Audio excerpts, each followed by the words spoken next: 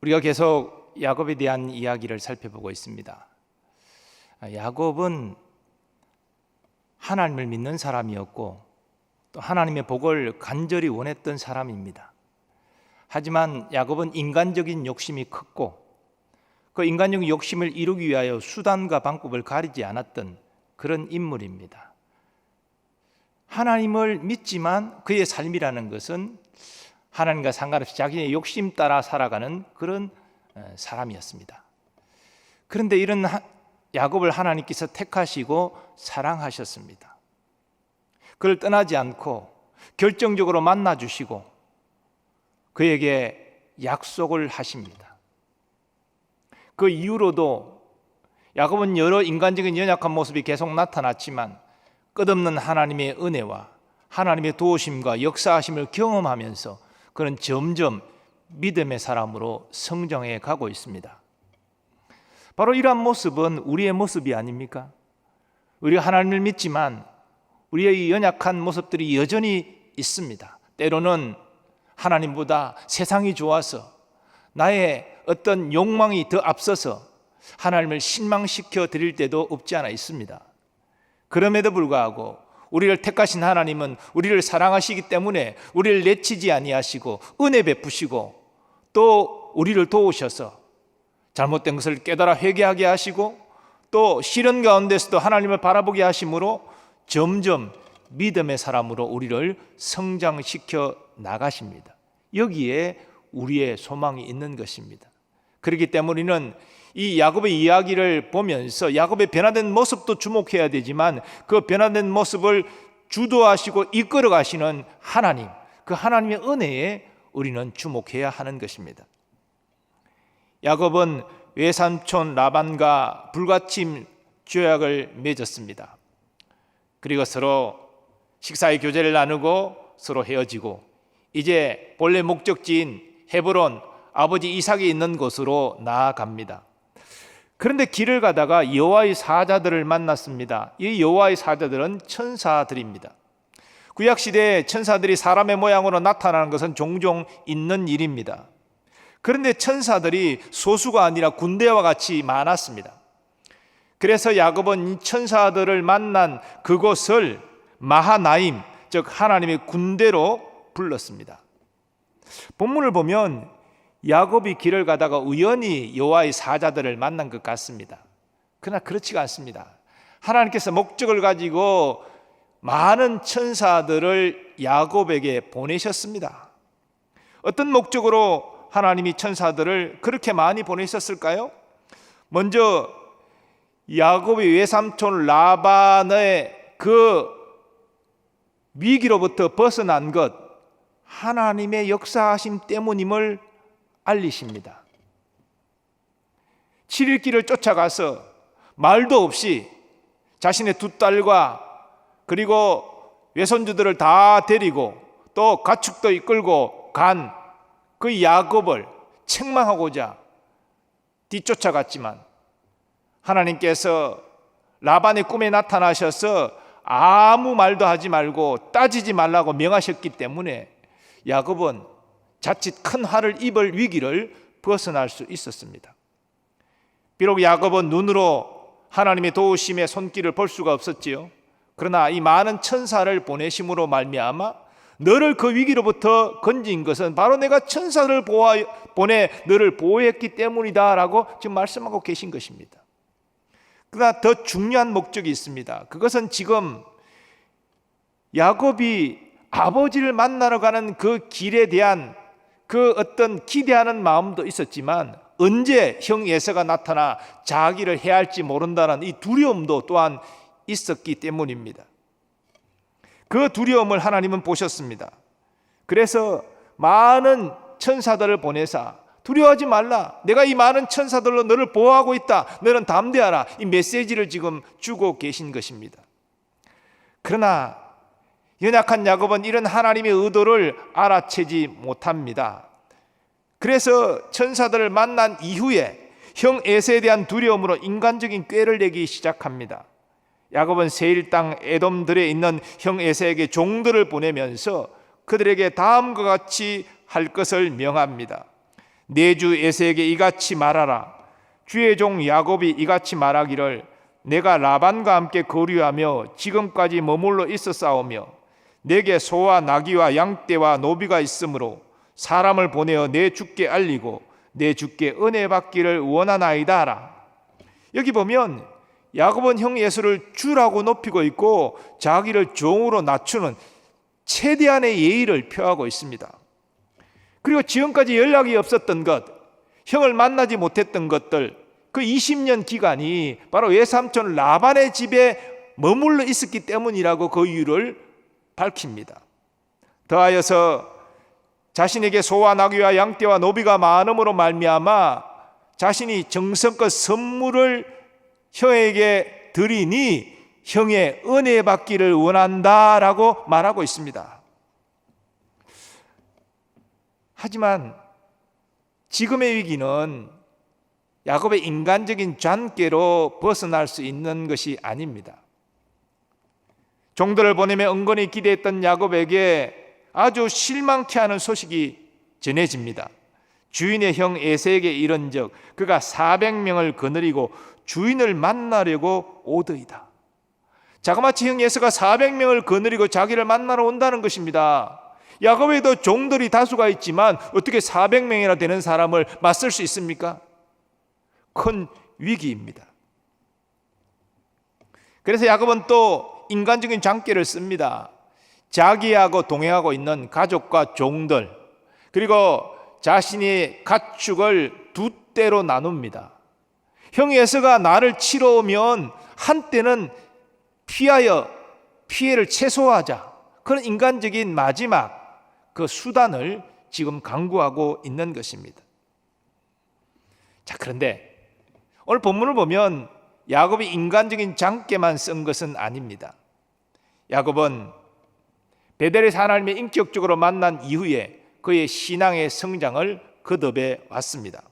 특별히 외삼촌 라반의 집에서 그가 억울하게 라반을 위해서 여러 가지 일을 하면서 하나도 소유한 것이 없는 그때에 하나님께서 도와주셔서 라반이 정하는 어떤 품삯의 그 내용대로 가축의 새끼를 얻게 하시고 그 조건을 바꾸면 그 조건에 맞게 또 좋은 가축의 새끼를 얻게 하시고 부자로 만드시는 하나님을 경험합니다. 그래서 하나님의 살아계심과 하나님의 역사하심과 도우심의 그 경험을 하게 되지요. 이런 믿음을 가진 야곱은 오늘 이 위기의 순간에 하나님께 기도합니다. 기도할 수 있을 정도로 야곱의 믿음이 성장했다는 것이지요. 오늘 본문 9절부터 12절까지의 내용이 야곱의 기도의 내용입니다. 야곱은 하나님께서 과거에 자신을 도와주신 것처럼 지금의 위기 가운데서도 도와주셔서 자신과 자신의 가족을 구원해 달라고 기도하고 있는 것입니다. 우리도 인생 가운데 야곱과 같은 위기를 맞이할 때가 있습니다. 그때 우리가 해야 될 가장 우선적이고 중요한 일이 무엇입니까? 하나님을 찾는 것입니다. 하나님의 도우심을 구하는 것입니다. 일찍이 시편 기자는 위기 가운데 하나님을 이렇게 찾을 것을 권면했습니다. 내가 산을 향하여 눈을 들리라. 나의 도움이 어디서 올까?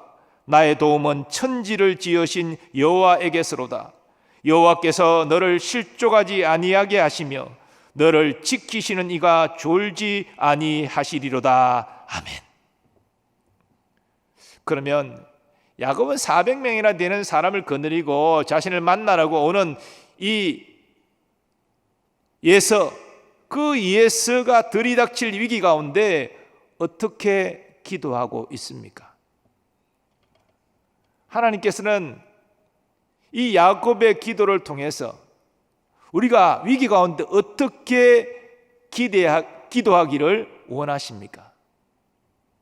먼저 하나님은 위기 가운데 하나님의 약속을 의지하여 기도하라 말씀하십니다. 오늘 야곱의 기도의 내용을 보면 먼저 위기 가운데 여호와 하나님을 부르고 있습니다. 내 조부 아브라함의 하나님, 내 아버지 이삭의 하나님 여호와여.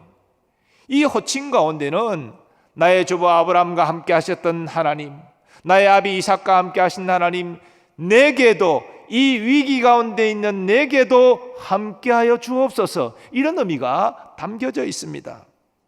이런 사실은 이어지는 야곱의 기도를 보면 확인됩니다. 주께서 전에 내게 명하시기를 내 고향 내 족속에게로 돌아가라. 내가 내게 은혜를 베풀리라 하셨나이다. 자, 이 말은, 이 기도의 내용은 과거에 하나님이 약속하신 말씀을 상기시키는 것입니다. 하란에 있을 때 하나님의 은혜로 야곱은 부자가 됩니다. 가축이 많아집니다. 그러자 외삼촌 라반의 안색이 바뀝니다. 그때 하나님께서 야곱에게 나타나셔서 이렇게 명하십니다. 내 조상의 땅 내 족속에게로 돌아가라. 내가 너와 함께 있으리라.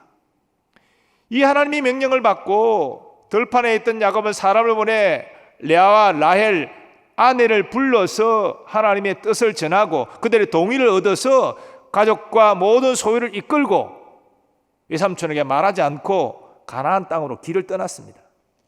다시 말해서 하나님의 말씀대로 길을 떠난 것입니다. 하나님께서 길을 떠나라 말씀하시면서 내가 너와 함께 있으리라 약속하셨습니다. 그러므로 내 조부와 함께 하신 하나님, 내 아버지와 함께 하신 하나님, 나와도 함께하여 주옵소서. 하나님 그렇게 약속하지 않으셨습니까? 이렇게 지금 약속을 붙잡고 기도하고 있는 것입니다. 하나님의 약속 말씀을 의지하여 기도하는 것은 12절에도 나타납니다. 주께서 말씀하시기를 내가 반드시 내게 은혜를 베풀어 내 씨로 바다에 셀 수 없는 모래와 같이 많게 하리라 하셨나이다. 이 약속 말씀은 이제 형을 피해서 하란으로 도망가다가 베델에서 유숙할 때 이 야곱의 꿈에 하나님이 나타나셔서 약속하신 말씀입니다. 내 자손이 땅에 티끌같이 되어 네가 서쪽과 동쪽과 북쪽과 남쪽으로 퍼져나갈지며 땅의 모든 족속이 너와 내 자손으로 말미암아 복을 받으리라. 자손의 번성을 하나님이 약속하셨습니다. 그래서 하나님은 야곱은 11 아들을 지금 얻지 않았습니까? 근데 지금 형 에서가 와서 자신과 자신의 가족을 치면, 그래서 해를 당하면 하나님이 자손의 번성에 약속하신 그 약속이 이루어지지 못하지 않습니까? 하나님이 약속하신 대로 우리의 자손을 번성케 하시겠다면 지금 나의 형으로부터 나와 나의 가족을 보호하여 주시옵소서, 이런 지금 기도를 드리고 있는 것입니다. 이처럼 믿음이 자라기 시작한 야곱은 하나님의 약속 말씀을 붙잡고 의지하여 기도했습니다. 성경에 보면 믿음의 사람들이 하나님이 주신 약속의 말씀을 붙잡고 기도하는 경우가 참 많습니다. 모세도 그러했습니다. 모세가 시내산에 올라가서 하나님과 대면하여 있을 때 이스라엘 자손은 모세가 산에 올라와서 왜 내려오지 않느냐, 우리가 좀 여호와께 제사를 드리려고 하는데 모세는 없고 아론 당신이 여호와를 만들어내라 협박해가지고 금송아지를 만들어내게 합니다. 그리고 금송아지 앞에서 제사를 드리고 거기에서 잔치를 벌입니다. 하나님 그것을 보시고 진노하셔서 이스라엘을 진멸코자 하십니다. 그때 모세가 하나님께 이렇게 중보적 기도를 올려드립니다. 주의 맹렬한 노를 그치시고 뜻을 돌이키사 주의 백성에게 이 화를 내리지 마옵소서. 주의 종 아브라함과 이삭과 이스라엘을 기억하소서. 주께서 그들을 위하여 주를 가리켜 맹세하여 이르시기를 내가 너희의 자손을 하늘의 별처럼 많게 하고 내가 허락한 이 온 땅을 너희의 자손에게 주어 영원한 기업이 되게 하리라 하셨나이다. 하나님께서 아브라함과 이삭과 야곱에 분명히 약속하지 않았습니까? 자손이 번성할 것이다, 이 가나안 땅을 기업으로 줄 것이다. 근데 하나님께서 그렇게 말씀하시고 지금 이스라엘 자손을 다 진멸하시면 하나님의 약속이 어떻게 이루어집니까? 하나님이 약속하신 대로 이루시기 위하여 이 진노를 거두어 주소서, 그들을 용서해 달라고 그렇게 모세가 기도한 것입니다. 성경은 이 모세의 중보적 기도에 하나님이 이렇게 응답하셨다고 증거합니다. 여호와께서 뜻을 돌이키사 말씀하신 화를 그 백성에게 내리지 아니하시니라. 우리의 미래는 불투명합니다. 어떻게 될지 알 수 없습니다. 근데 하나님의 말씀은 변개되지 않습니다. 하나님이 약속하신 대로 그대로 이루어집니다. 그러나 불확실한 미래 때문에 걱정하지 마시고 변함없는 하나님의 약속 말씀을 붙잡고 우리는 기도해야 됩니다. 기도의 사람 조지 밀러도 하나님의 뜻을 따라 고아원 사역을 시작했는데 그는 고아들을 먹이고 입히면서 하나님의 약속 말씀을 붙잡고 기도했습니다. 그가 많은 약속 말씀을 의지했지만 대표적인 말씀 가운데 하나가 시편 68편 5절 말씀입니다. 그의 거룩한 처소에 계신 하나님은 고아의 아버지시며 과부의 재판장이시라. 조지 밀러는 고아의 아버지 되신 하나님께서 반드시 고아를 먹이고 입히시고 자라게 하실 것이다, 보살피실 것이다 믿었습니다. 그의 기도 간증의 여러 내용을 보면 한 번은 점심시간이 다 되어 가는데 1시간 남은 시점에 담당자가 급히 와서 조지 밀러에게 지금 먹을 양식이 다 떨어졌습니다. 아이들에게 먹을 점심거리가 하나도 없습니다. 1시간 남은 시간을 염두에 두고 조지 밀러는 골방으로 들어갑니다. 하나님은 고아의 아버지시가 아닙니까? 이 아이들이 지금 먹을 것이 없는 것을 하나님은 알고 계시지 않습니까? 하나님은 반드시 이 아이들을 먹이실 능력이 있으신 줄 믿습니다 라고 1시간 동안 간절히 조지 밀러는 골방에서 기도합니다. 그는 자신감이 있었던 것이죠. 왜냐하면 하나님이 고아원 사역을 하라 말씀하셨고 성경은 하나님이 고아의 아버지라 말씀하시고 하나님은 그런 능력이 있으신데 반드시 아이들에게 먹을 것을 공급하여 주실 것이라는 확신이 있었습니다. 그리 간절히 기도하다 보니까 어느 빵집에서 화재가 나고 그래서 그 빵들을 밖에 내어서 팔 수는 없고 이걸 어떻게 하나 고민하다가 이 고아원이 생각나서 사람이 가져왔다고. 그래서 아이들을 점심을 굶기지 않고 먹을 수 있게 되었다는 이런 얘기를 조지 밀러는 나중에 듣게 되지요. 이런 식으로 조지 밀러는 고아원 사역을 하면서 어려울 때마다 하나님 약속 말씀을 붙잡고 기도했습니다. 그러니까 우리가 아는 대로 5만 번이라는 그 놀라운 기도 응답을 그는 받은 것입니다. 조지 밀러는 약속 말씀을 의지하여 기도했습니다. 우리도 그러해야 됩니다. 우리에게 무슨 능력이 있습니까? 하나님께 능력이 있습니다. 하나님의 약속 말씀은 그 능력을 보장하는 말씀입니다. 그러므로 우리는 하나님의 말씀을 붙잡고 기도해야 됩니다. 약속에 신실하신 하나님께서 야곱에게 응답하신 것처럼 모세에게 응답하신 것처럼 조지 밀러에게 응답하신 것처럼 우리에게도 응답하여 주실 줄 믿습니다. 두 번째로 하나님은 위기 가운데 겸손히 기도하라 말씀하십니다. 오늘 10절 보면 야곱이 이렇게 하나님께 고백합니다. 나는 주께서 주의 종에게 베푸신 모든 은총과 모든 진실하심을 조금도 감당할 수 없사오나 내가 내 지팡이만 가지고 이 요단을 건넜더니 지금은 2때나 이루었나이다. 이 야곱의 고백은 자신이 요단강을 건너 하란으로 도망갈 때는 빈손이었는데 지금 하란을 떠나 고향 가나안으로 돌아올 때는 짐승과 종들 가족이 2대로 나눌 수 있을 만큼 부자가 되었다라는 그런 의미입니다. 그런데 자신이 부자가 되었지만 그는 하나님의 은총과 하나님의 진실하심을 감당할 자격이 없다라고 고백하고 있습니다. 여기 은총이라는 것은 하나님의 인자를 의미합니다. 하나님의 변함없는 사랑이지요. 그리고 진실하심은 신실하심으로 이해할 수 있는데 그것은 바로 하나님이 약속하신 대로 이루시는 것을 의미합니다.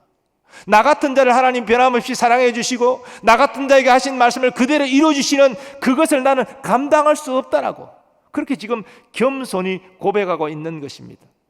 그리고 이 고백 가운데는 그 문맥의 정황상 내가 자격이 없지만 하나님의 은총과 그 진실하심을 다시 받을 자격은 없지만 지금 내가 형 에서로부터 위기 상황 가운데 있으니 하나님 그 은총과 진실하심을 내게 베풀어 달라고 그렇게 겸손히 구하고 있는 것입니다.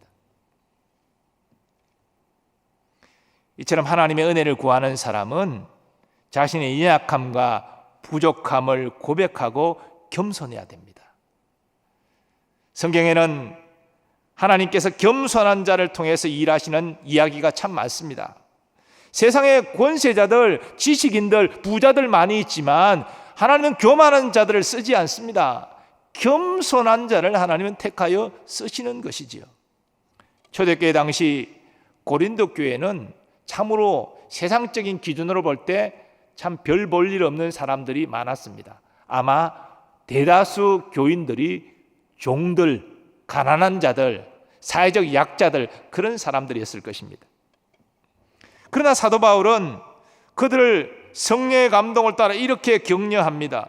하나님께서 세상에 미련한 것들을 택하사 지혜 있는 자들을 부끄럽게 하려 하시고 세상에 약한 것들을 택하사 강한 것들을 부끄럽게 하려 하시며 하나님께서 세상에 천한 것들과 멸시받는 것들과 없는 것들을 택하사 있는 것들을 폐하려 하시나니 이는 아무 육체도 하나님 앞에서 자랑하지 못하게 하려 하심이라. 바로 하나님이 겸손한 자를 쓰시고 교만한 자를 내치신다는 바로 그 말씀이지요. 이런 영적 원리는 기도에도 그대로 적용됩니다. 하나님은 자연재해가 임했을 때에 하나님의 백성이 악한 길에서 돌이켜 스스로 낮추고 기도하여 하나님의 얼굴을 구하면 그들의 죄를 사하고 그 땅을 고칠 것이라고 약속하셨습니다. 바로 겸손히 하나님을 찾을 때에 하나님의 역사가 있다고 말씀하신 것입니다. 예수님도 바리새인과 세리의 기도를 비교하시면서 사람들이 존경하는 바리새인, 사람들이 과시하듯이 성전에서 그렇게 멋있게 기도했지만 그들이 의로운 자가 아니라 성전 가까이 차마 나아가지도 못하고 애통하며 통곡하며 기도한 세리가 의로운 자라고 말씀하셨습니다. 우리 인생에 어떤 위기가 닥칠다 할지라도 우리는 하나님 앞에 겸손한 자세로 엎드려야 합니다. 하나님은 우리의 아빠 아버지가 되시지만 하나님은 또한 우리의 창조주이시요 우리의 구원자이시며 심판자이기도 하십니다. 우리가 하나님 앞에 기도할 때 물론 아버지에게 도와달라고 아들이, 양자된 아들이 구하는 것이지만 내가 맡겨놨으니 돌려달라고 그렇게 요구하듯이 기도할 수 없는 것입니다. 우리는 겸손히 하나님의 도우심을 호소해야 됩니다. 이 땅에서 예수님도 하늘 아버지께 그렇게 하셨습니다. 히브리서 기자는 그 예수님의 겸손한 기도를 이렇게 증거합니다. 그는 육체에 계실 때에 자기를 죽음에서 능히 구원하실 이에게 심한 통곡과 눈물로 간구와 소원을 올렸고 그의 경건하심으로 말미암아 들으심을 얻었느니라.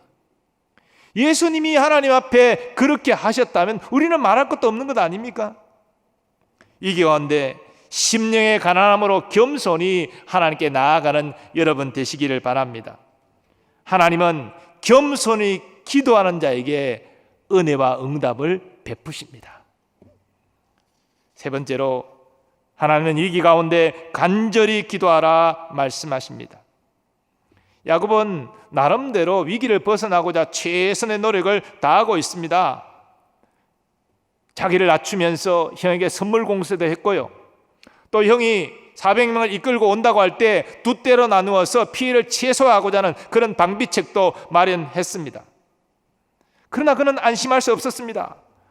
그래서 이제 하나님께 기도하는 것 아닙니까? 근데 기도할 때 약속의 말씀을 붙잡고 또 겸손히 기도하고 있지만 그는 간절히 또한 기도합니다. 11절 말씀, 내가 주께 간구하오니 간절히 구하오니 내 형의 손에서 에서의 손에서 나를 건져내시옵소서. 내가 그를 두려워함은 그가 와서 나와 내 처자들을 칠까 겁이 나기 때문이니이다. 자신만의 문제가 아닙니다. 처자를 칠까 봐 겁을 내기 때문입니다. 이처럼 간절한 기도는 하나님만이 나의 도움이시고 나의 소망입니다 고백하는 것입니다. 하나님이 도와주시지 않으면 나는 망할 수밖에 없습니다. 나는 죽습니다. 이게 간절한 것입니다.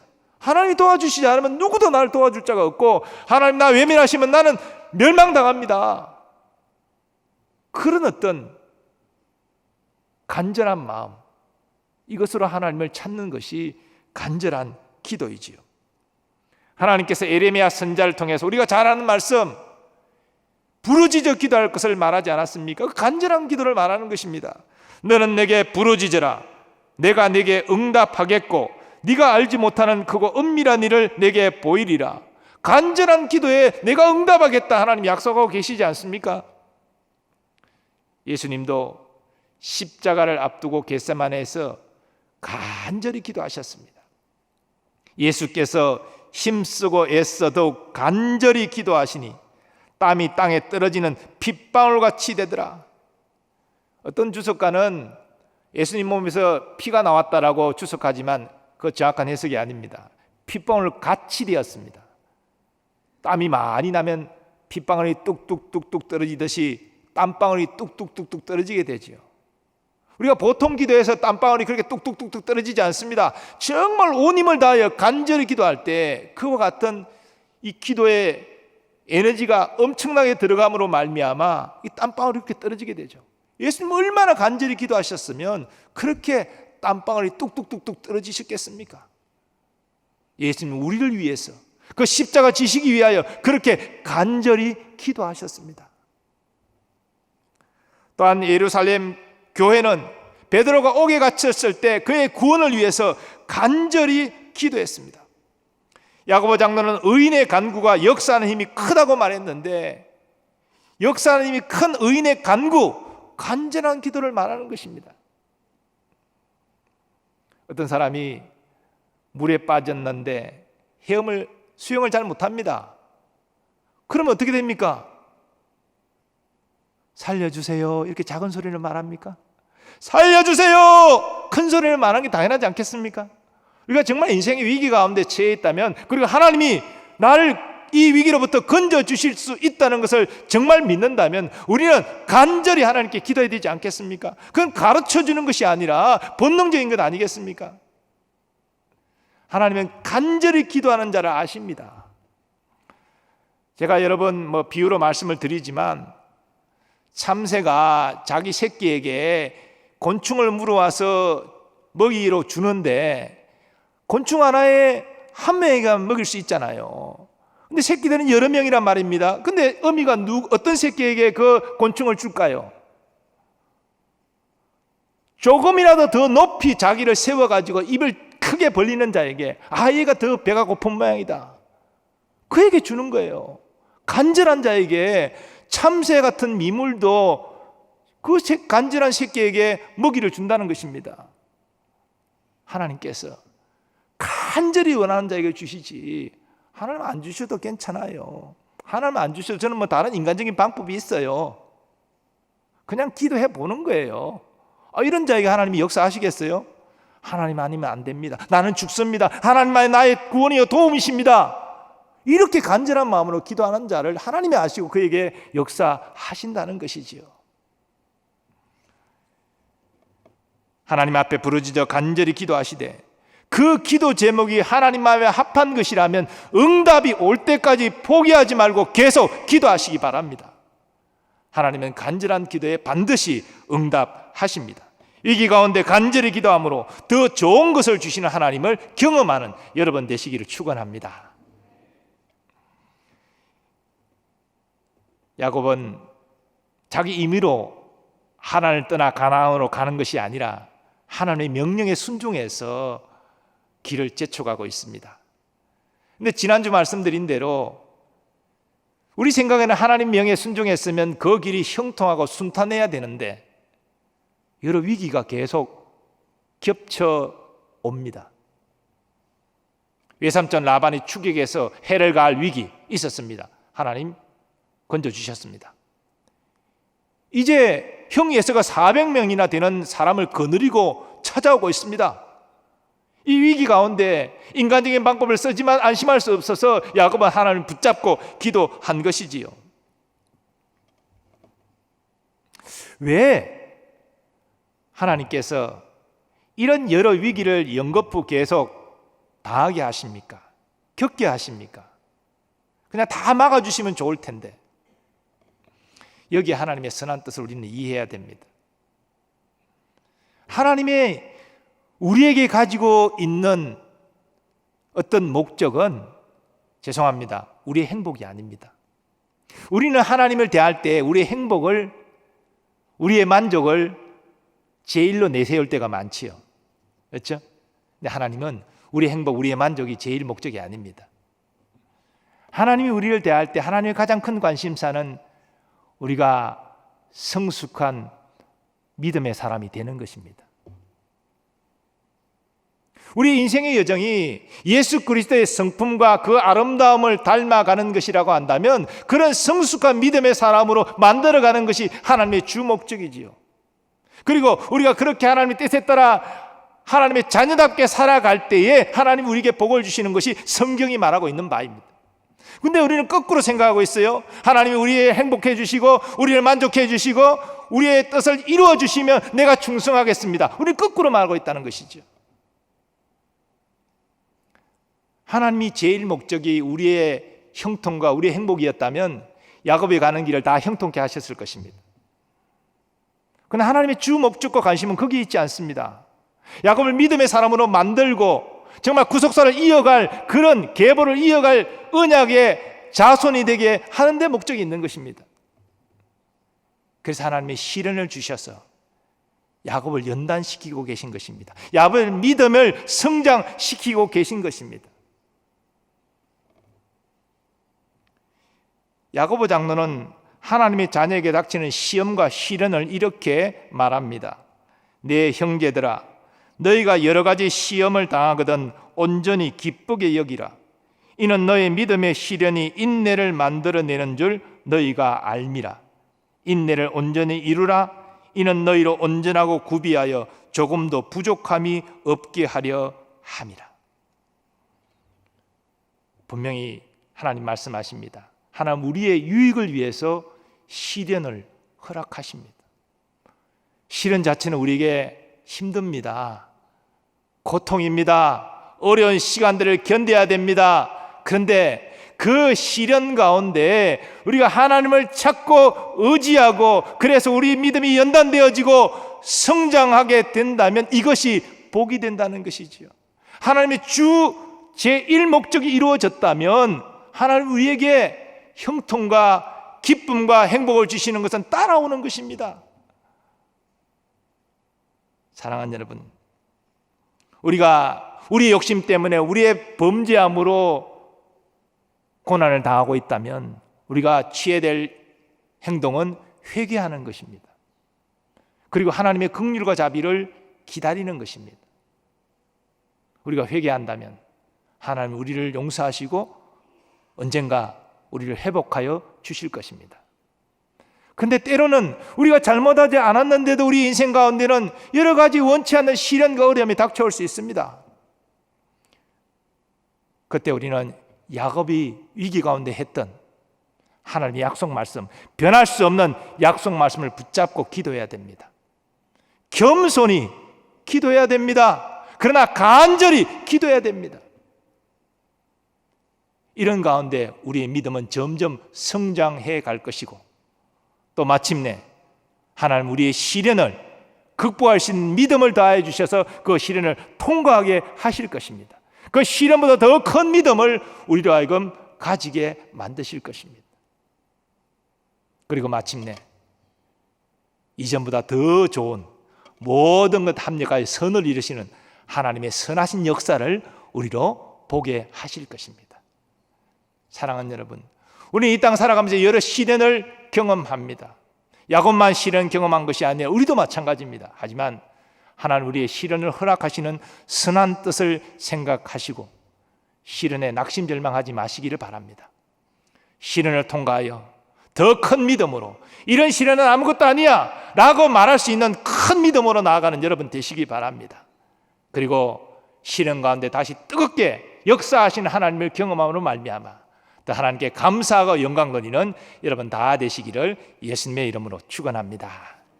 아버지 하나님, 야곱이 위기 가운데 하나님께 기도했습니다. 약속 말씀 붙잡고 또 겸손히 그러나 간절히 기도했습니다. 우리는 이 야곱의 기도가 응답되어 형 예수와 뜨거운 상봉을 한 사실을 성경을 통하여 확인할 수 있습니다. 주님, 우리에게도 내용은 다르지만 여러 시련과 위기가 있습니다.